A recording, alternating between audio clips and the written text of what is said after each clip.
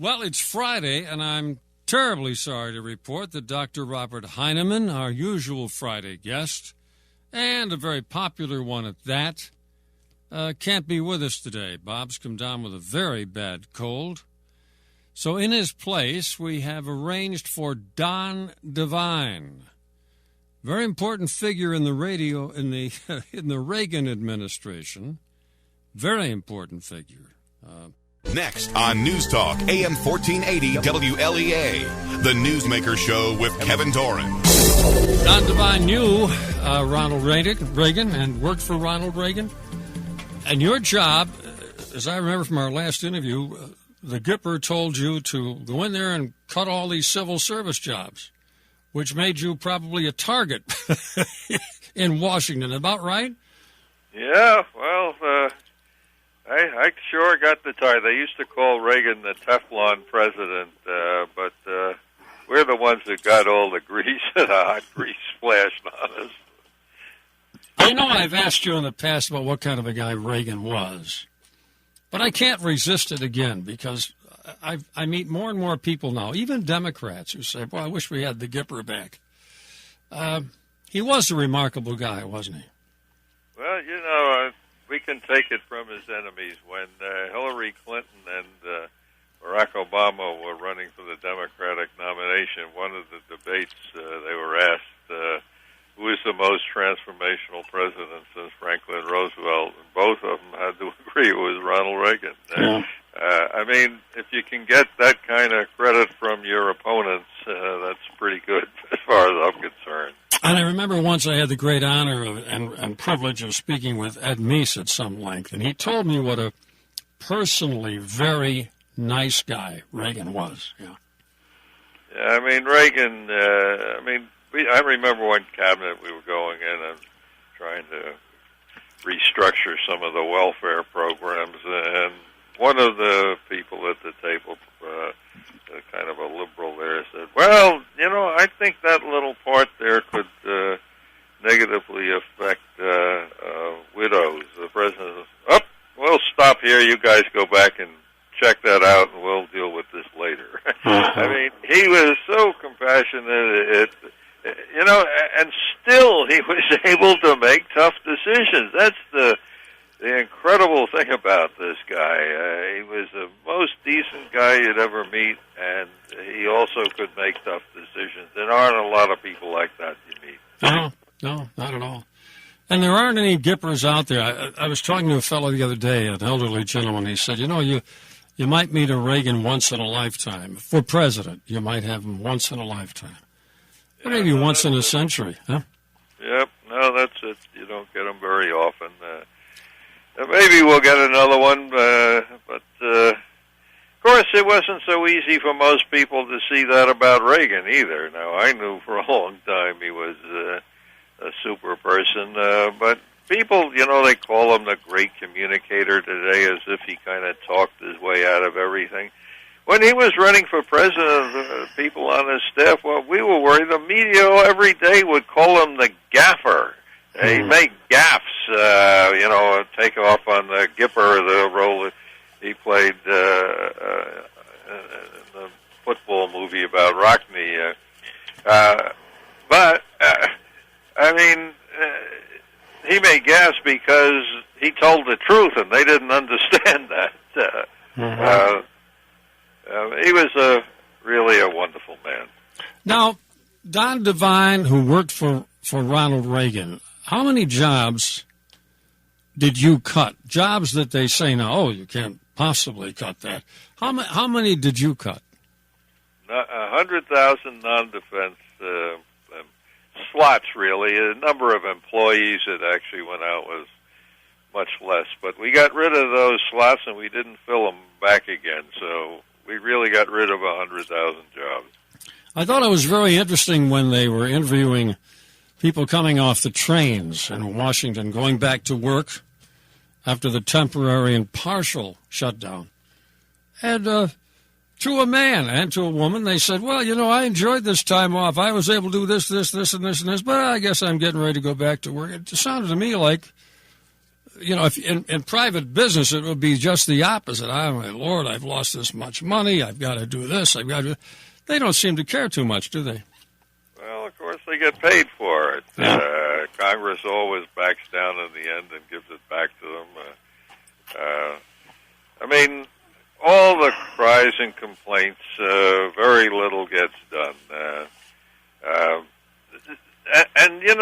The mainstream media missed the whole picture, although partially was misdirection on part of the Tea Party people. Everyone talks about the Tea Party making mistakes, and they clearly made some big tactical mistakes. But if they hadn't made Obamacare and shutting the government down, if they hadn't made that the issue, which we did lose, we would have lost the sequester. What people forget is, and what you're cursed as a historian like me, is that the beginning of this year, Barack Obama and Harry Reid, the Senate Democratic leader, and Nancy Pelosi, the House Democratic leader, they said as the number one priority was to reverse the sequester. That's the first major cuts we've made in domestic spending and in foreign spending since Reagan. All right. This is what the only accomplishment the Republicans have had during the Obama years. So it's stuck in their craw, and they really wanted to get rid of this. Now, if the Tea Party hadn't raised those other issues, I guarantee you the media would have beat up on the Republicans as much on the sequester as they did on shutting the government or trying to overdo Obamacare. The fact is the mainstream media is an ally of the White House, and they have decided that they want to reduce the sequester, and they didn't do it. So actually, contrary to everything you read, the Republicans won this round.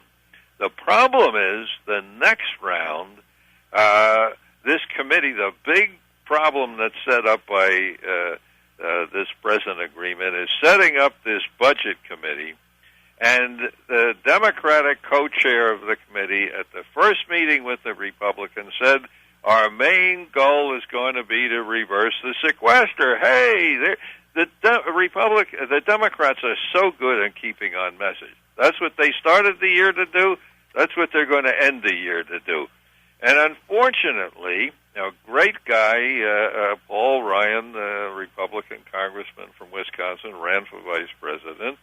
What is he interested in? He wants to cut something out of entitlements, which we certainly have to do for the long term. But A, it's unpopular, and B, the Democrats aren't going to give him any real thing. They'll give him some minor thing. I'm afraid that we're set up now to have a phony change in entitlements for giving up the sequester, giving up the one thing the Republicans have been able to accomplish. That's the real story, and I'm dumbfounded. I don't see anybody saying that. Well, Don Devine, you're right there where the action is, and you've had personal experience. When we get back, I want to ask you, should we feel a little sorry for the Republicans? They're going up against not only a master politician in Obama and a stubborn guy in Reid, they're going up against all the media. And do they really have a chance to defeat all three of them? We'll be back in just a moment. It's that time of year when you're making the list of people you want to do something special for. This year, think of the Hummingbird Emporium on Route 36 in Arkport for those special gifts. Hummels, collectibles, glass and Fentonware, jewelry, or knickknacks. The Hummingbird Emporium is having a pre-Christmas sale this Saturday and Sunday, November 9th and 10th, so you can shop for that special one-of-a-kind gift and get a great deal. Have an old piece of jewelry you don't wear anymore? Bring it in and trade it towards something new for yourself or as a gift. The Hummingbird Emporium is filled to the rafters with antiques, glassware, collectibles, jewelry, and so many wonderful surprises you're sure to find something special. There's free gift wrapping, and enter to win a $20 gift certificate. A pre-Christmas sale this Saturday and Sunday at the Hummingbird Emporium on Route 36 in Arkport.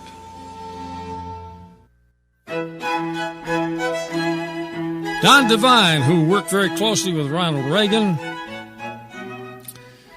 and just said before the break that the Republicans' great achievement has been the sequester, that is, cutting back on the amount of money being spent by the feds.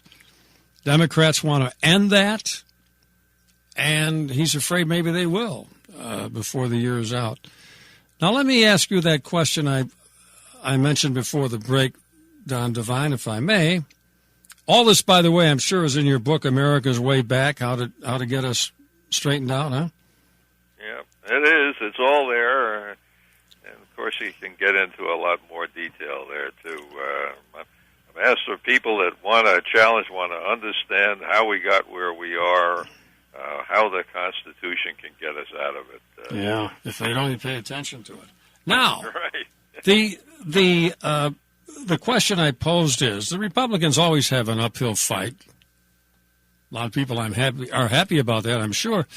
But they have an uphill fight because not only do they have a master politician in Obama, or at least those around him, they got Harry Reid, probably the most stubborn man in Washington. They got San Fran Nan. But they also have to go up against the media because whatever they do, the media comes down on them, with the exception of Fox. And Fox is, it's there for those who want to watch it. But they're not number one, not really. They're number one among cable news, but not number one when it comes to what people are told. So how do they do it? Do they just have to say, damn the torpedoes, full speed ahead, or what do they do? Well, I wish it was just the media. I mean, it's the whole intellectual elite of the United States. Judge Bork, a guy who was barely denied getting on the Supreme Court, was asked a couple of years ago before he died. He said, hey, why are you so pessimistic about what's going on? The only people having children are religious conservative people, so that's going to tell us what will come out in the future. And so Bork said to him in his usual pessimistic way, he said, well, are they going to send their kids to college? If they do, they'll lose it quickly. I mean, the point is that it's the whole intellectual elite of the country, and it goes back to a story I tell in my book of how America changed. It changed because we had an enormously intellectual person, tremendously influential, who went for his PhD degree in Europe. He saw the Prussian Empire and how it worked, and how when the leaders said we do something, we do it, and they set up a Social Security retirement system, a health care system, a national education system. Woodrow Wilson says, this is the way to get things done. He comes back and writes a book that's still in print today, in which he says, the problem with America is the Constitution, because the Constitution divides power rather than centralizes it. Beautiful. Over the past 80 years, we've been trying to centralize government, and you know what? By today, we've done it. Mm-hmm. So that the government can't even roll out a health program. I mean, we have so loaded it down, and don't listen to conservative Donald Devine. Listen to progressive liberal Professor Paul Light, who is the top public administration official in the country, and he has to admit today the federal government doesn't want to, cannot faithfully execute its laws. It's mired down in bureaucracy, and of course that's my business. It's mired down in bureaucracy, and it just can't work. That's why we're in today's problem. And the Constitution's got a nice, simple solution, too. It's right there in the 10th Amendment. It said the powers that we didn't give to the feds, we lift to the people and the states and local government, community associations. That's where you can solve it. You can't solve problems up in Washington where a couple of pointy heads up there can't even get a computer program. And what does the president say? The president says use the telephone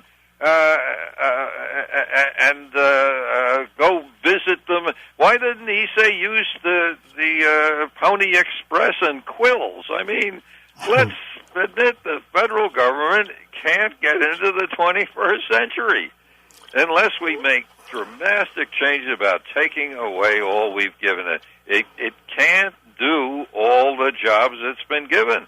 And there's only one way out of it, and that's to get some of those programs back to states and localities, the market, get it out of there. They can't handle this. You know, the principle of subsidiarity is simple, and it works. And I'm sure you know what it is, but for those who have forgotten, subsidiarity says you solve the problem in the family first, if not the family, the community, and then if you want to make it a governmental structure, the city, the county, the state, and the very, very last resort is the feds. And I think anyone with any knowledge of what's going on sees that would work better. The people closest to the problem are going to be the ones who solve it. And yet, as you say, thanks to Woodrow Wilson, and I would argue Teddy Roosevelt, we're going the opposite way, aren't we? Yeah, I mean, the two of them created the progressive movement. Teddy, many Republicans like him because he was kind of feisty, but the fact is he ran for president on the Progressive Party ticket the last time he ran. I mean, they recognized that what made America operate the way it did, decentralized and private, was the Constitution, which made it hard for the national government to do things. So they've been trying to break down the restraints in the Constitution ever since. And as I say, to a great extent, they've succeeded now. But that's the job of the coming generation, is to take this apart. You're not going to take it apart quickly or all at once, but use the 10th Amendment as a guide. That's the point of this. And what does the 10th Amendment say? The 10th Amendment says that the functions we didn't give to the federal government are reserved to the states and the people. Mm-hmm. Ronald Reagan, in many of his speeches, said, I'm not trying to cut government simply to save money.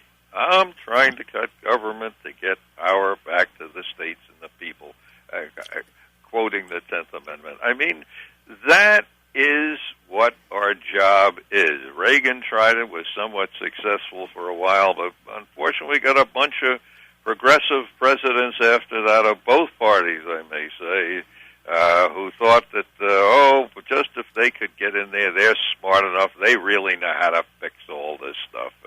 And of course, we have the great fixer in there right now who was apologizing for his computers and telling us to go back and use quills and gaslights. The fact is that big government could work halfway well in simple society of the 19th century. It hits the 20th century, it gets immobilized. The 21st century, it's almost an afterthought. It can't do if Apple or Microsoft or anybody like that had ever done anything like this, they would be through. There would be no more Apple if they rolled out something and this happened. The government, unfortunately, because they can always tax us more and get more money, will never go out of business, but they can't cope with the complexity of the 21st century. They can't even work with computers. They want us to go use telephones and write them. Write a letter. That'll do a lot of good. You know where that's going to go when it comes into the... You know what was funny? The president said go to the telephone. People did, and they were told when they could get through, they were told go to the website. Well, listen... I mean, it's comical. Anyone who can take this seriously, and unfortunately, most Americans still are in thrall of this myth. I always try to get my students to go see the old Wizard of Oz program, and realize that you are Dorothy, and the government is Oz, the great Emerald City. And what did she finally find out at the end? the curtains open and there's a little guy there with the thing making his voice sound authoritative and knowledgeable, and that's all there is to the government. There is nothing more than a bunch of old guys there making themselves try to sound important and having no idea what's going on. The wizard couldn't give brains to the straw man or courage to the lion, and Barack Obama cannot deliver health insurance, 1/6 of the total economy, to anybody. Well, we apologize again, those of you who tune in to hear Dr. Bob Heinemann. I hope you enjoyed my interview with Don Devine, however. Bob Heinemann has a very bad cold, and he could not make the show this morning. Hope to have him back next week. Now stay tuned for more news and information.